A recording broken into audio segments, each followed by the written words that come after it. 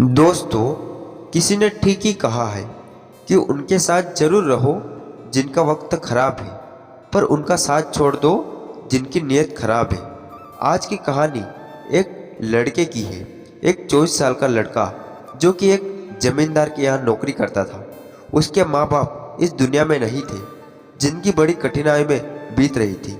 वह जाता था, रोज पैसे कमाकर घर आता था, खाना बनाता था, खाता था और सो जाता था। यही उसकी दिनचर्या थी। एक शाम जब वह अपने काम से घर वापस लौट रहा था तो उसने देखा कि एक बूढ़े फकीर अपने पीठ पर 3 बड़ी पोटली रखकर एक नगर से दूसरी नगर की ओर जा रहा था।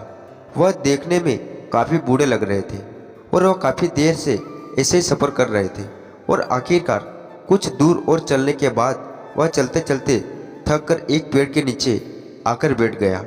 तभी उनकी नज़र इस नौजवान युवक पर पड़ी जो कि उसी रास्ते पर जा रहा था और उसी दिशा में जा रहा था जिस दिशा में उन बूढ़े फकीर को जाना था। तभी वह लड़का उन बूढ़े फकीर के पास से होकर गुजरा। जैसे ही वह उनके पास से गुजरा तभी उन बूढ़े फकीर ने पीछे से आग्रह भरी आवाज़ में कहा, सुनो बेटा, क्या तुम मेरी थोड़ी सी मदद कर सकते हो? यह पोटलियाँ बड़ी भारी है और मैं बूढ़ा हूँ, ज़्यादा देर तक इनका बोझ नहीं उठा सकता और मैं बहुत थक चुका हूँ। क्यों ना तुम मेरी एक पोटली उठा लो और इसे उस दूसरे गांव तक पहुँचा दो। इसके बदले में तुम्हें 2 सोने के सिक्के दूंगा। वह लड़का उन फकीर की सारी बातें सुनता है, फिर उनसे कहता है, कोई बात नहीं बाबा, मैं आपकी मदद करने के लिए तैयार हूँ। बताइए आपको कहाँ जाना है? ऐसा कहते ही उस लड़के ने उन फकीर की एक पोटली उठा ली और उसे अपने कंधे पर रख लिया। जैसे ही उसने पोटली को कंधे पर रखा उसे आभास हुआ कि यह पोटली तो सच में बहुत भारी है। फिर वह लड़का और वह फकीर रास्ते में आगे की ओर बढ़ते चले गए। देर तक चलने के बाद देखते ही देखते वह गांव खत्म होने लगा और अब एक सुनसान रास्ता आने की ओर जा रहा था। वे दोनों अपने रास्ते पर होकर आगे की ओर बढ़ रहे थे। जब वे भीड़ से पूरी तरह से अलग हो गए तब वह लड़का उन फकीर से कहता है कि बाबा, इस पोटली में आखिर ऐसा क्या आ रखा है जिससे यह पोटली इतनी भारी है? इस पर वह फकीर बाबा जवाब देते हुए कहते हैं, कुछ नहीं बेटा, बस इसमें कुछ तांबे के सिक्के भरे हुए हैं, इसलिए यह इतना भारी है। उन फकीर की यह बात सुनकर वह लड़का मन ही मन सोचने लगा कि यह बाबा जरूर कोई व्यापारी है, तभी तो इतने सारे तांबे के सिक्के साथ लेकर चल रहे हैं। लेकिन तभी उसके मन में एक विचार आया, मुझे इन सब से क्या मतलब, मुझे तो सिर्फ इस पोटली को दूसरे गांव तक पहुंचाना है।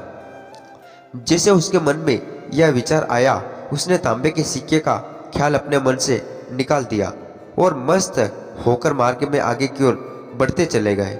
चलते चलते कुछ समय और बीता और वे दोनों एक नदी के किनारे आ पहुँचे। वह लड़का काफ़ी हट्टा कट्टा था और काफ़ी चुस्त और तंदुरुस्त भी था, इसलिए वह बिना ज़्यादा सोचे उस नदी में उतर जाता। परंतु वह फकीर अभी भी किनारे पर ही खड़ा था, यह देख रहा था। वह लड़का उन फकीर से कहता है, क्या हुआ बाबा, क्यों रुक गए? आइए, हमें इस नदी को पार करना है, तभी वो उस गांव तक पहुंच पाएंगे। इस पर वह फकीर उस लड़के से कहते हैं, मैं जानता हूं बेटा कि हमें यह नदी पार करनी होगी, पर जैसे कि तुम देख ही रहे हो मैं अब बूढ़ा हो चुका हूँ, इसलिए यह 2-2 पोटलियाँ एक साथ लेकर यह नदी पार नहीं कर सकता। इसमें अगर मेरा पैर फिसल गया तो फिर मैं आगे का सफ़र कैसे करूँगा? क्या तुम मेरी एक पोटली और ले सकते हो? मैं तुम्हें इसके बदले 2 सोने के सिक्के और दे दूंगा। इस पर वह लड़का मुस्कुराते हुए उन फकीर से कहता है, हे बाबा, अब आप मुझे शर्मिंदा कर रहे हैं। अगर आप मुझे सोने के सिक्के ना भी दे तब भी मैं आपका कार्य अवश्य करूंगा। मैं आपको उस दूसरे गांव तक अवश्य पहुंचा दूंगा। वह फकीर मुस्कुराते हुए कहते हैं, बेटा, तुम तो बड़े ही भले आदमी है। मालूम पड़ते ही इतना कहकर उन्होंने वह दूसरी गठरी भी उस लड़के को थमा दी। जब उस लड़के ने वह दूसरी गठरी अपने कंधे पर रखी तब उसे यह गठरी भी बहुत ज़्यादा भारी लगी, किंतु उसने वहाँ पर कुछ नहीं कहा। जैसे तैसे उन दोनों ने वह नदी पार की। नदी पार करने के बाद बातों ही बातों में उस लड़के ने उस फकीर से कहा, बाबा आखिर इस गठरी में क्या है, क्योंकि यह भी बहुत भारी है। इसका उत्तर देते हुए बाबा कहते हैं, बेटा इस गठरी में चांदी के सिक्के हैं, इसलिए इस गठरी में भी काफ़ी वजन है। उन फकीर की यह सारी बातें सुनकर अब उस लड़के का दिमाग तेजी से काम करने लगा था। वह सोचने लगा, एक गठरी में तांबे के सिक्के हैं और दूसरी में चांदी के। ऐसा लग रहा था जैसे यह फकीर बाबा बड़ी दूर से आ रहे हैं। इन्होंने अपनी सारी जमीन जायदाद बेचकर यह सिक्के इकट्ठे किए होंगे, इसलिए तो यह इतना धन साथ लेकर चल रहे हैं। लेकिन वह लड़का उन फकीर बाबा से कुछ भी नहीं कहता और वे दोनों चुपचाप मार्ग में आगे की ओर बढ़ते चले जाते हैं। कुछ देर चलने के बाद आगे फिर एक सुनसान रास्ता आता है। उस सुनसान रास्ते पर आते ही उन नौजवान लड़के के मन में तरह तरह के विचार उठने लगे। वह सोचने लगा, अरे यह तो सुनसान रास्ता है, अगर मैं सिक्के लेकर यहाँ से भाग भी जाऊँ तो यह फकीर भला मुझे कहाँ तक पीछे भागेंगे, मुझे नहीं पकड़ पाएंगे। मुझे पकड़ पाना तो बहुत मुश्किल है, तो इसकी मदद कौन करेगा इस सुनसान जंगल में। बहुत सारे सिक्के हैं, मैं इनसे एक अच्छे दुकान खरीद सकता हूँ और खुद का व्यापार भी शुरू कर सकता हूँ। और वैसे भी यह बूढ़ा फकीर अब इस धन को क्या करेगा, इससे अच्छा तो मैं ही इससे ले लेता हूँ। वह लड़का यह सब सोच ही रहा था, तभी उसे खुद पर आश्चर्य हुआ, अरे मैं यह सब क्या सोच रहा हूँ। यह फकीर बाबा ना जाने कहाँ से आ रहे होंगे और ना जाने कितनी मेहनत करके लाए होंगे, और इनका फ़ायदा नहीं उठाना चाहिए। नहीं नहीं, मुझे ऐसा नहीं करना चाहिए। उसने कुछ देर के लिए तो अपने मन के विचार पर काबू पा लिया, किंतु कुछ देर बाद देखते ही देखते उसके मन के लालच भरे विचार उस पर हावी होने लगे। वह लड़का 2 बोतलें लेकर उन फकीर के पीछे पीछे चल रहा था। कुछ दूर और चलने पर रास्ते में एक पहाड़ी आई। उसे देखो फकीर बाबा उस लड़के से कहते, बेटा यह पहाड़ी में नहीं चढ़ पाऊंगा, मैं काफ़ी बूढ़ा हो चुका हूँ और मेरे घुटनों में भी दर्द रहता है। यदि तुम मेरी यह तीसरी गठरी भी ले लो तो मैं तुम्हें 2 सोने के सिक्के और दूंगा, लेकिन याद रहे इसे कहीं गिराना मत, यह कहीं खुल ना जाए। यह बात सुनकर वह लड़का उन फकीर से कहता है, क्यों बाबा आखिर इस गठरी में ऐसा क्या है। इस पर वह फकीर उस लड़के से कहते हैं, बेटा इसमें सोने के सिक्के हैं। यह सुन वह लड़का मन ही मन बहुत प्रसन्न हुआ। उसने चुपचाप वह तीसरी गठरी भी उन फकीर से ले ली और दोनों बिना कुछ बोले आगे की ओर बढ़ चल रहे थे। अब वह फकीर बिना कोई वजन लिए आराम से पहाड़ी की चढ़ाई चढ़ रहे थे, लेकिन वह नौजवान लड़का जो कि पीछे था वजन के कारण बहुत धीरे धीरे चल पा रहा था। लेकिन जब से उसने सोनों की सिक्के का नाम सुना तब उसका मन तो छलांग मार रहा था। वह मन ही मन सोच रहा था कि अगर यह सारे सिक्के मुझे मिल जाए तो मेरा जीवन तो बड़ी आसानी से कट जाएगा। वैसे भी यह फकीर तो बूढ़े हो चुके हैं, भला इन्हें इतने धन की क्या आवश्यकता है, इनका जीवन तो वैसे भी कट चुका है। मैं एक काम करता हूँ, यह सारा धन लेकर यहाँ से भाग जाता हूँ। लड़के के मन में अनगिनत विचार चल रहे थे। लड़के का मन अब उसकी बुद्धि पर पूरी तरह से हावी हो चुका था। उस लड़के का मन अपनी बात को सही साबित करने के लिए उसे कोई भी तर्क दे रहा था, और तभी उसके मन में एक और विचार उठा। और अब की बार वह लड़का यह सोच रहा था कि लगता है यह फकीर बाबा कोई चोर है, नहीं तो इनके पास इतने सारे सोने के सिक्के कहाँ से आए। अगर यह कोई व्यापारी होते तो यह इस तरीके से पैदल तो नहीं आते। अगर इनके पास इतना सारा धन था तो यह कोई ना कोई साधन भी अवश्य करते। लगता है यह कोई चोर है, और चोर का धन चोरी करने में भला कौन सी बुराई है। यह सोचता हुआ लड़का अब काफ़ी तेजी से ऊपर की ओर चढ़ रहा था, और देखते ही देखते वह फकीर से आगे भी निकल गया।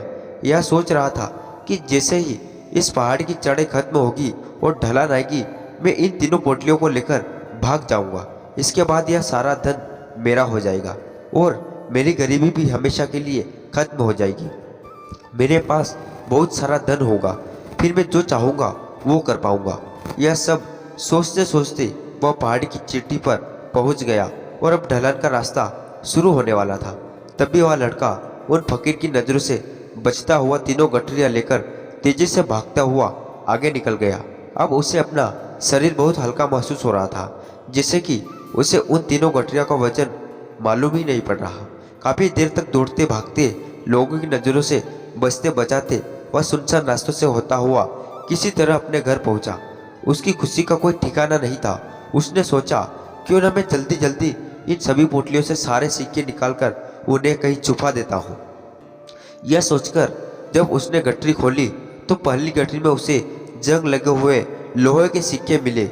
यह देखकर उसे अपनी आंखों पर विश्वास नहीं हुआ और इस पर उसने तुरंत ही दूसरी गठरी खोल दी और इस पर उसे जंग लगे हुए लोहे के सिक्के मिले। यह सब देखकर वह लड़का बड़ा हैरान हुआ। उसने मन ही मन कहा, आखिर यह सब क्या हो रहा है? उन फकीर ने तो मुझे कुछ और ही कहा था। अब उसने वह तीसरी सोने वाली गठरी खोली, उसमें भी लोहे के जंग लगे सिक्के ही निकले। यह देखकर वह लड़का बड़ा क्रोधित हुआ। आखिर उन फकीर ने मुझे झूठ क्यों कहा? उन्होंने ऐसा क्यों कहा कि एक गठरी में तांबे के सिक्के हैं, दूसरे में चांदी के हैं और तीसरी में सोने के सिक्के हैं?